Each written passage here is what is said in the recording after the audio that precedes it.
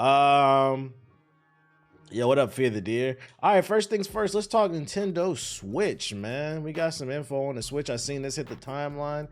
I haven't read any of this. I always react live on stream. I just be looking for articles with interesting headlines. What's the name? So, yo, chill. Hey, change the subject in the chat, y'all. Yo, chill the fuck out. Nah, he didn't come over from the YouTube stream. I understood what he was saying. I haven't streamed on YouTube in weeks. Fuck the YouTube chat, bro. I'm not doing that. Those niggas weird over there. Expect the Switch 2 to be an iterative instead of a revolution, says analysts. Let's see. The Switch 2 might look like the current hybrid console, according to analysts. Serkan Toto, I don't know if that's how you say his name. Toto also predicted the unannounced system would carry a bigger price tag when Nintendo launches the product, which is expected later this year. Sharing his sharing his predictions with GameIndustry.biz, Toto believes that the Switch 2 will finally arrive in 2024 at the cost of $400.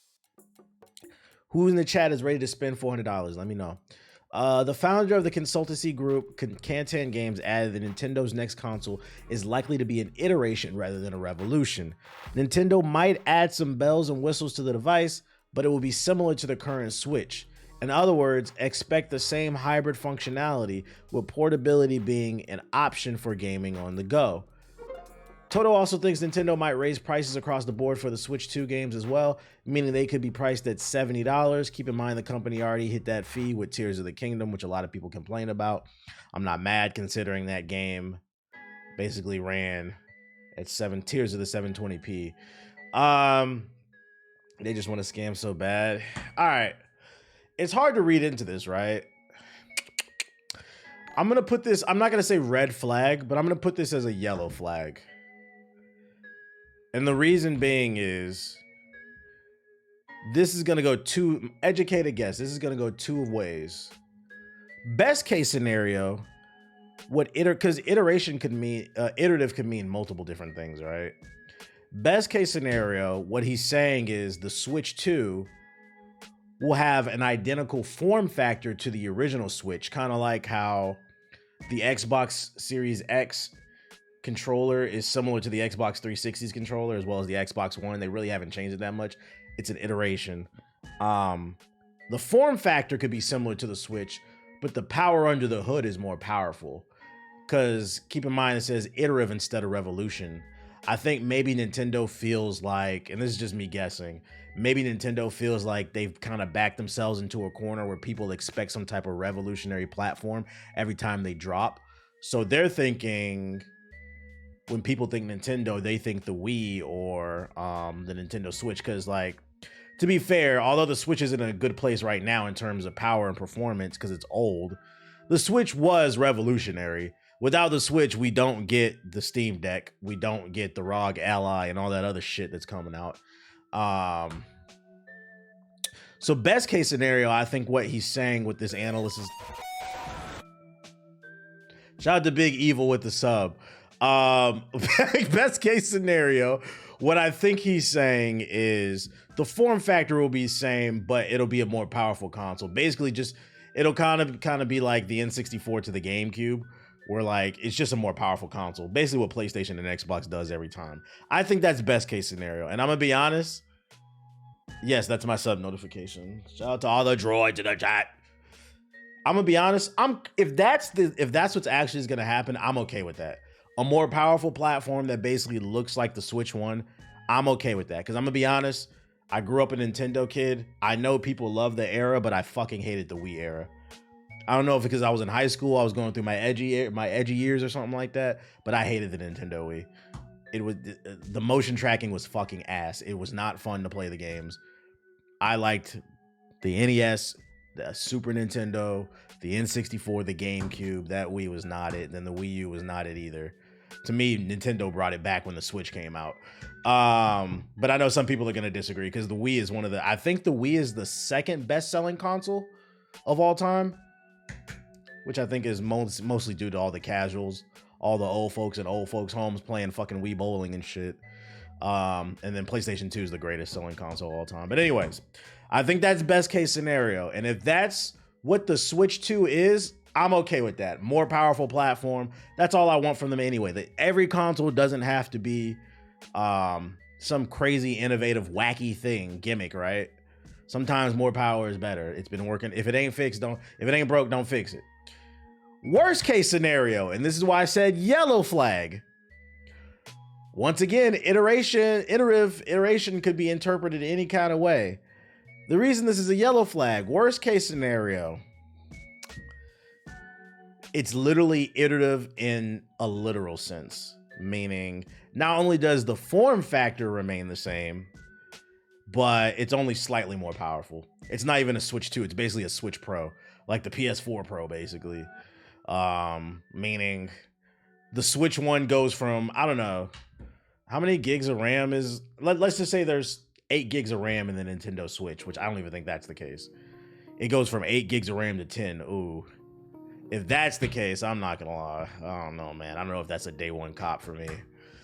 Because you know they're gonna try to remaster a lot of these games. Like Tears of the Kingdom is gonna be a remaster for the Switch 2. You know it's coming. Come on, guys. Honestly, I can see them doing that, just more efficient and a bit more powerful. Man, with the power of the PS5 and the Xbox Series, as well as PC, you got the 50 line about to come out. The Switch needs some power, bruh. The Switch or the Switch U. I really hope it's best case scenario and not the other one. That's none of my business, unruly. I don't care nothing about that shit. You're gonna have to probably pay for those games too. And then if you want to increase the price of the games, right, for $70, because they started with Tears of the Kingdom, that was a test. The only way, the way they're gonna get away with the $70 price tag is if the games look definitively better. So I'm really hoping they put some power under the hood, because if not, this is gonna be fucking annoying, man. High IQ chat, $70 remasters coming, probably. Let us hope for the best. Let's keep our eye on the Nintendo Switch 2. Also, I think I read somewhere that it's supposed to come out 2024. Like the rumors are true. It was another tweet I seen. Oh, well, it's right there too. Finally arrives sometime in 2024. If it does come out in 2024, since the simple fact that we have not even seen it yet, educated guess this is coming out Christmas time. It's gonna come out in the fall, probably like October and November, to give people time to buy it for Christmas. Which means we should get a Nintendo Direct soon with them. There should, in the first half of the year, we should get an announcement, and then the second half of the year it's gonna release. Usually Nintendo does Nintendo Directs in February, so who knows? Maybe it'll be announced then. We'll see. Keep your eye on the Nintendo Switch news. He said, my fault. No, I'm not mad at it. I just don't care about that stuff. None of my business. I stay on my corner of the internet, man. Let's see. We got the Switch 2 shit. Let's see. Stray Souls developer. I don't know why. I don't even know why I saved that one. Let's see. Game industry's predictions for 2024. Big games will get bigger. What does M&A stand for? We'll start to scale back in third-party app stores. Hopefully a new, we need a Super Mario. We need a new AAA like 3D Super Mario. A follow-up to the last one would be cool. Yo, shout out to Maney in the cut with the sub. So basically, this is a bunch of powerful people in the gaming industry making their fucking predictions. God damn, I didn't know it was gonna be so many. Let's see. I wonder if we can get Grok to read this for us. Let's see. Yeah, Super Mario Odyssey 2, Super Mario Sunshine 2. That would be nice. Read this article. Summarize it with bullet points.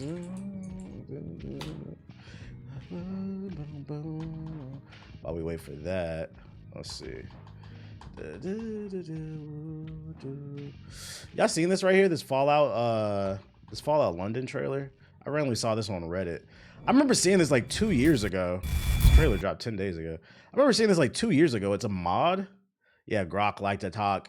It's a mod for Fallout 4. They made a whole new game in it. Inside of London, whole new mission structure, story, whole new map. People are saying it looks good in the chat. Got a 13-minute. Greetings and welcome to the latest update for Fallout. Yeah, there's been a project for a while. This will be our most You know, it'd be crazy. What if this shit turns out to be more fire than Starfield? significant update to date, revealing more than You think Bethesda gotta hire them? what we have been working hard on for the past few years. I played an earlier build of it. It's actually a large step up. Are you allowed to say that? Laying out the path to release. It looked great. It looked gray and cloudy, just like Date. London, just like the Past UK. 3 years, a core team of at least 50 people spread over each. How would you rate Fallout before 76? I want to get into the series.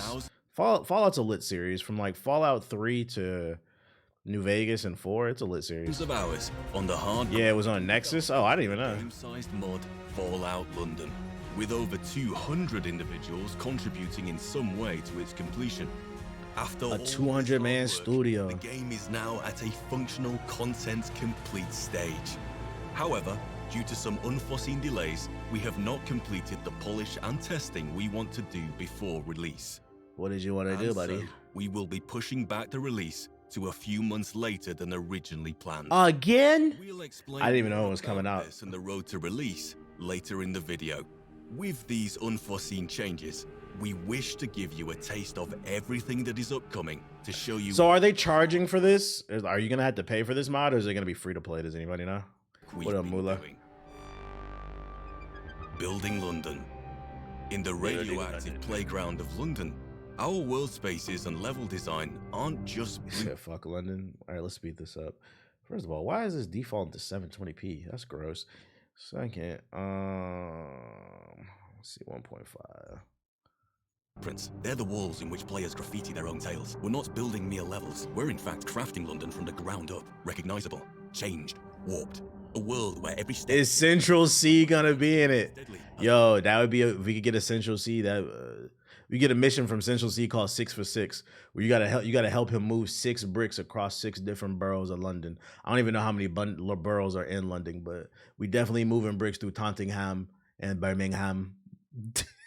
As the tales you choose to tell. The game setting includes 15 boroughs of London to openly You gotta have a gigs mission. Gigs. areas, such as the leafy suburbs of Bromley with its 261 cells, the trendy canal paths of Camden with 305 cells, steel and glass towers in the financial hub of the City of London, boasting 139 cells. 283 cells make up the ruined hellscape of Croydon. Not much change. Man, they got all the boroughs. A new compact district with exactly 100 cells that blends history and modernity.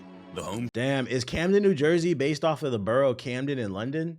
That's crazy. I wonder how British people feel about Camden, New Jersey. Do you think they know about Camden, New Jersey? Do you guys know about Camden, New Jersey? One of the worst places on earth.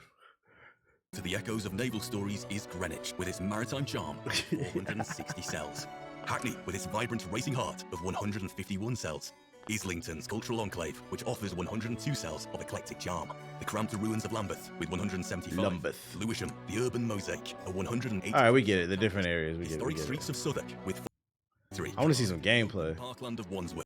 has Yeah, Camden's mini Cleveland, basically. testing and onerous nav meshing to ensure they produce a cohesive world that is also engaging for exploration and combat, but with a combined total of 3,764 cells, lock, stock, and barrel. Amongst these Yeah, this is Fallout London. are an additional mix of areas, with a final total of 11 fascinatingly diverse world spaces, 300. My question is, how are they able, for legal reasons, right? How are they able to getting away with calling it Fallout London? Isn't that an IP issue? Like Bethesda, obviously they're cool with you modding their game, but I would imagine they're not cool with you using the name Fallout. That can be very deceiving.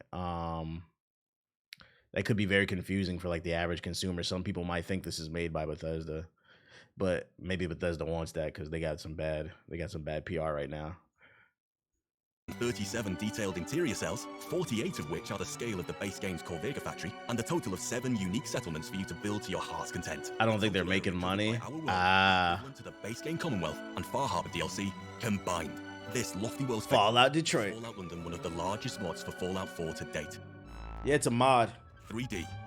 Populating this huge area has required the creation and adaptation of an enormous number of 3D assets, from the desolate urban sprawl to the tattered armor shaping your character's attire, or the eerie glow of mutated foliage, and the ominous cyber pigeons desecrating forgotten statues. They got cyber pigeons? Into the panorama of Old Blighty. Whilst much base content has been That's reskinned lit. and tweaked to fit a British setting, a great number of items have been made from scratch and new animations developed to support them. They include You get a musket. races, foliage, London-specific architectural kits, and, of course, finely brewed pots of tea. Yeah, this looked like a whole new game. Miscellaneous assets, from iconic London buses to the humble 3-pin plug to the extra mysterious cute Thulu dog. Every asset meticulously crafted for our setting. Pigeons run London? Are they like New York pigeons? Are they mad aggressive? Like if you like pigeons in New York are different from other pigeons. Like pigeons in any other city, they scared if you walk near them. They'll like fly away or they'll run away. In New York, they'll run up to you. What's good? You dead ass? They'll fucking G-check you, bro. Play options. He was stroking that musket. A new reality where each detail beckons. He was just reloading the gun, bro. Everybody knows you reload the musket like that. Come on, bro. Just because you beat your meat this morning doesn't mean that, like, come on, don't make it sexual. And truly feel the pulse of He is stroking that musket. Our 2D artists fucking musket, a bro. plethora of artwork to populate the world with London-centric content. New signage, posters, graffiti, comic covers, logos, and textures help build a believable future London for you to get immersed in. In addition, we have overhauled the user interface with our Attaboy alternative to the Pip-Boy, which includes custom animations for stats, perks, and quests based on... They got original perks and shit? Music. Fallout London sports a completely new and unique OST, covering all music found in the base game, while adding more. It includes a completely new... I'm not gonna lie. Depending on when this comes out, I definitely would play this shit. This looks pretty good. I'm not gonna lie. And features 3 new radio stations you can tune into, whether you are feeling classy on the BBM. We interrupt this monologue. BBLs? A stunning development. Or are after some American classics with Crystal Palace Radio. Hello to all you wonderful listeners. Or just after some good old-fashioned anarchy in the UK, On the Mend with Dan Bull. If Bethesda's smart, they'd hire these people. I agree. New audio is all part of... High key, this is how you get a job in the industry. Whilst also integrating seamlessly... This is basically a big-ass job resume. OST is also shout out to Outraged Souls with the sub. On our YouTube channel. Gameplay.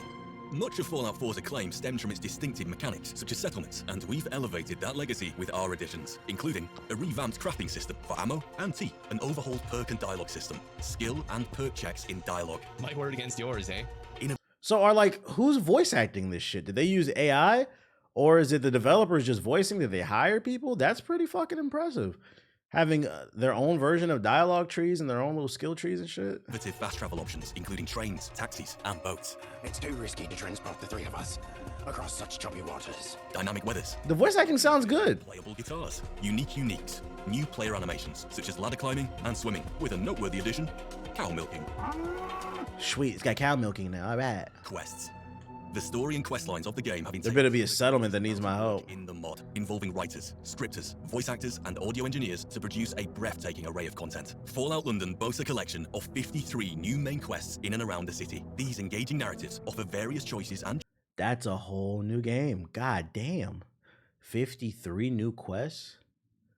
This shit got more original content than Ubisoft games. This is insane. Challenges in the Wayfarer's journey to shape the future of all Blighty. No UK drill on the radio. Larger quest lines. That would be nice. Plenty to uncover outside of their main I journey. was we gotta get some Central C. 35 side quests. 25 35 quests intricately tied to the various groups you'll encounter across the city. These quests offer unique challenges and storylines, allowing players to deeply engage with the factions and shape the course of their journey. Uncover artifacts, tie up loose ends, and solve mysteries in the bustling world of Fallout London, with 64 miscellaneous quests to enhance your experience. On their travels, players may find themselves entangled in the bitter conflict unfolding on the streets of East London. With 16 branching quests, the journey is rich with challenges and intrigue, all seamlessly intertwined with the main quest line. There are 7 companions you are able to recruit in the game, including one very British best boy. Goddamn, how long this take? They've been working on this for years.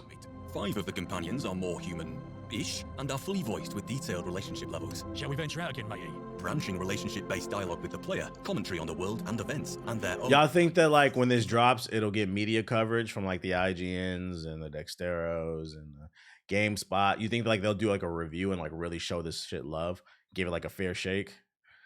Because I don't think I've seen a mod like on this fucking level. This is crazy. Total, there are just over 90,000 recorded dialogue lines in the game. Sheesh! 1.5 times the size of Fallout New Vegas or Skyrim, and just want to see if I see my old flat in Tottenham. Their protagonist was voiced, and ours... You're really from Britain. Community preferred. Silent. Me and Central C on the flats. The fuck is a flat? As polished an experience as possible will lead us to miss our intended release window. The main reason, to be transparent, is the impact of global issues on a considerable part of our scripting team. It's Fallout London. Who comes from one of the areas most affected. This has shout out to 1.5, man. Away from the mod, and while we've managed to catch up through reorganization and reskilling of team members, it has come at the cost of testing. So unfortunately, we won't hit the 2023 target we aimed for. But the sheer amount of progress we've made this year... I'm going home. I ain't freestyling. That's not what I came here for. But our ethos has always been to release when the game is truly ready. Our community stresses avoiding a buggy release like some of our predecessors, and we are committed to a game we can all be proud of for everyone's enjoyment. Now, we've set a specific release date. The release date for This isn't the first time a mod for a Bethesda game got turned into a full game. I'm pretty sure it isn't, but this is the first time I've seen such good marketing for it, for a scale of a mod this big. George's Day, the 23rd of April, 2024. As you know, we've consistently operated April 3rd. so we're just one quarter over our plans. Close, but no cigar. And for that, we apologize. However, rest assured, anticipate our arrival at the end of the first quarter, perfectly aligning with the debut of the new Fallout TV series to truly get you in the mood. That's see? See, they know what they're doing. I feel like they delayed that shit on purpose. They said we needed more time to test the game, but then you just happen to drop a little tidbit there saying, oh, we're going to release this game alongside the TV show. Goes back to what I literally just said to you in the chat. Yeah, there's been big mods, but I haven't seen anybody make a proper marketing push like that. That's a marketing play, using the show's excitement to drum it towards your game.